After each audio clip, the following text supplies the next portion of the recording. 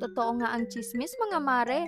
Legit nga itong nabili kong bedsheet na no lukot, no gusot. Ayan nga at pinagtatanggal ko na ang laman ng kama namin para itry ang bagong bedsheet na nabili ko.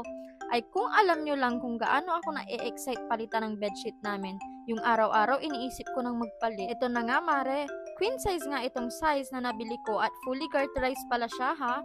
Meron na rin kasamang 2 pillowcase to. So anong gagawin? Gagamitin syempre. Hindi nga siya nagugusot kahit anong likot ang gawin ko. Naiisip niyo ba ang naiisip ko? Huy!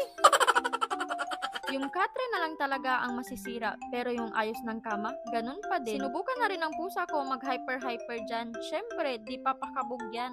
At feeling ko nagustuhan niya din. Kung kagaya kita na OC na tao at hindi makaalis ng bahay kapag hindi na ayos ang kama, na kumare, ito na din ang para sa'yo. Gusto mo? O, comment ka para i-share ko sa'yo kung saan ko to nabili. Not sponsored to, mare. Pero baka maka-discount ako kay seller kapag nag-purchase ulit ako. Huy! Kasi mare, sure na sure akong bibili ulit ako nito. O siya, mare, matutulog na ako. Char. Bye!